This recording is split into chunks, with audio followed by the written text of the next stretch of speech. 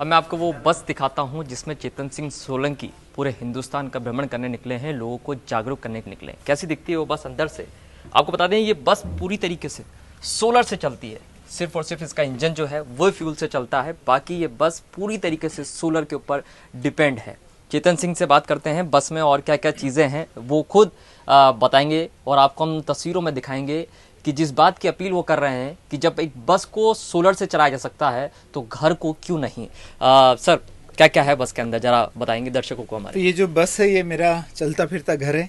मेरा पूरा रहना खाना पीना सोना सब इसी में होता है। तो ये मेरा बेड है, यहाँ पे मैं सोता हूँ। साथ में एक दूसरे बेड है जहाँ पे लोगों को गेस्ट को इनवाइट करते हैं कि लोग चर्चा करें, रुकें।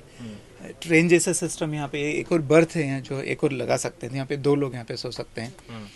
और ये इस तरह से ये मेरे काम करने की व्यवस्था है, तो मैं यहाँ चेयर पे बैठ के काम कर सकता हूँ, इस तरह बैठ के कर सकता हूँ। और साथ में 6-7 लोगों के साथ मीटिंग करना हो तो वो मीटिंग भी कर सकते हैं। तो ये सोने के भी काम में आता है, मीटिंग करने भी के काम में आता है, काम करने के काम में भी आता है।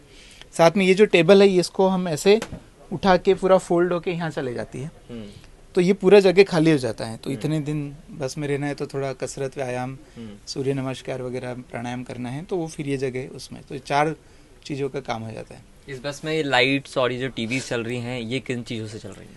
तो ये सारा सोलर से चल रहा है। इससे छत के ऊपर सोलर पैनल लगे हुए हैं और हमने 2 तरह के सिस्टम लगा के रखे। एक तो डीसी सिस्टम है, जो ये ट्यूबलाइट है डीसी पावर से चल रहा है, और ये जो लाइट एसी पावर से चल रहा है। मेरी एक छोटी सी लाइब्रेरी है इधर। इसके अलावा बाहर कैमरे लगे हैं सुरक्षा की दृष्टि से, अलग अलग जगह खड़ी रहती है बस, तो रात में ऐसे कोई दिक्कत ना आए बस में, और बाहर निकल रहे रात में तो उसके लिए तो सीसीटीवी कैमरेज लगे हैं।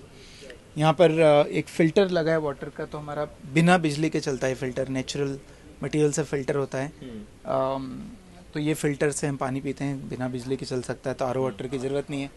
ये हमारा यात्रा का रूट होता है, यात्रा की समरी होती है, कहाँ से आए कितने गए, ये बार बार आते जाते तो मिट जाता है, पर हम इसको एंट्री करते हैं। तो हमारा एक ऐप भी है, ऐप में भी हम ट्रैक कर सकते हैं कि यात्रा कहाँ चली, कितने दिन तक चली। तो ऐसे एनर्जी स्वराज ऐप है। तो आज 86 दिन है, इतने किलोमीटर चल चुके हैं, 4800। तो इस तरह से डिटेल्स ऐप पे भी मिल जाते हैं, एनर्जी स्वराज मूवमेंट। ये हमारा एक छोटा सा मंदिर है, ये तुलसी माता है नीचे। ये मंदिर है, शिष्य हैं, गुरुदेव हैं। ये एक और लाइब्रेरी है, तो कुछ किताबें यहाँ रखी जाती है। तो ये हमारा ये मतलब चलती फिरती बस में आप आस्था से भी जुड़े हुए रहते हैं, कुछ किताबें धार्मिक ग्रंथ जो हैं वो भी आप पढ़ते रहते हैं ऐसा? आस्था तो जीवन का आधार है, उसको छोड़ के हम कहाँ जाएंगे, तो वो तो जुड़ा रहना जरूरी है। ये हमारी गृहस्थी का महत्वपूर्ण हिस्सा है, किचन है। इसमें चूंकि ऊपर पैनल लगे हुए हैं तो इसका जो पानी की टंकी है वो नीचे है, तो प्रेशर से पानी लेना पड़ता है। तो एक प्रेशर पंप लगा हुआ है, एग्जॉस्ट फैन है। तो जब ज़्यादा खाना हेवी कुकिंग होती है तो इसमें ये भी बनाया है कि यहाँ से इससे भी एग्जॉस्ट हो जाए। ये भी सोलर से चलता है, तो इस पे अच्छा काफ़ी हेवी खाना हो सकता है। यहाँ पे जो हमारा बर्तन वगैरह है, नीचे भी सारे बर्तन हैं, तो कुकिंग का सारा सामान इसी से हो जाता है। राशन पानी वगैरह यहाँ पर रखा है। फिर ये जो ये वॉशरूम एरिया है, यहाँ पर शावर भी है, ऊपर देखेंगे शावर है, वॉश बेसिन है, कमोड है। तो ये बेसिक ज़रूरतें यहाँ पूरी हो जाती है।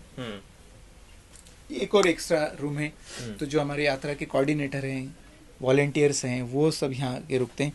एक्चुअली एक पलंग है ना, इसको देखेंगे तो ये रात में खुल जाता है, इससे रात में इसको खोल लेते हैं, तो वो स्टोरेज का काम करता है, पलंग का भी काम करता है। आप पीछे देखेंगे तो जब यहाँ पे प्रेजेंटेशन देना हो तो टीवी है, नीचे एक कंप्यूटर है, एक टीवी इधर है जो बाहर की तरफ, मतलब कहीं गए, बहुत सारी पब्लिक खड़ी है जो बस के अंदर नहीं आ सकती, तो वीडियो दिखाना तो इस टीवी को बाहर की तरफ ओपन करके वीडियो दिखा सकते हैं। ये सोलर के कुछ प्रोडक्ट्स हैं डेमोन्स्ट्रेशन के लिए। अभी तो समय नहीं मिलता, पर बच्चों को सिखा भी सकते हैं कि कैसे बनाया जाता है। तो ये सोलर इतना सरल है। छोटे छोटे दीपक और मेरे हिसाब से ये सोलर का पढ़ने का लैंप है, सोलर का दिया है, हमने बनाया था ये दिवाली सोलर वाली करके एक प्रोजेक्ट लॉन्च किया था। ये बहुत स्पेशल दिया है। तो ये भी जब अंधेरा होता है तो ये चालू हो जाता है। तो अभी ये काफ़ी लाइट है तो ये ऑफ है, परंतु जैसे अंधेरा होगा तो चालू हो जाएगा।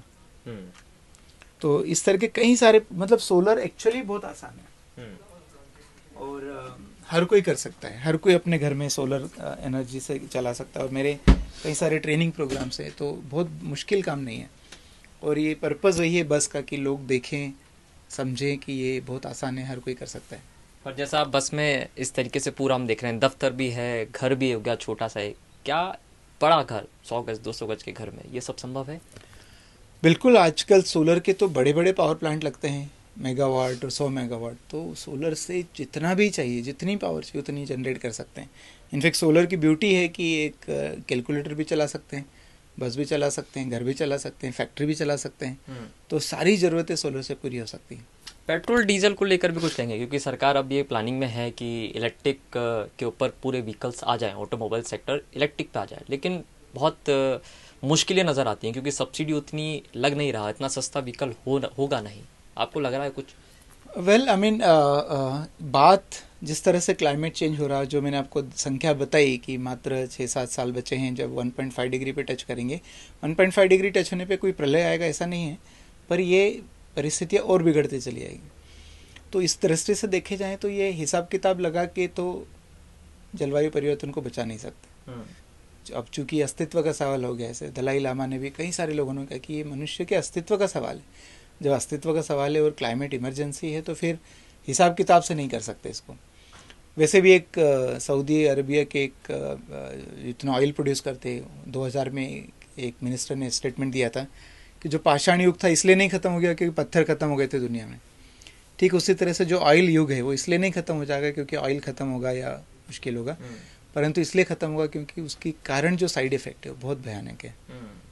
तो हमें तो शिफ्ट करना ही पड़ेगा, महंगा चाहे कितना भी पड़े।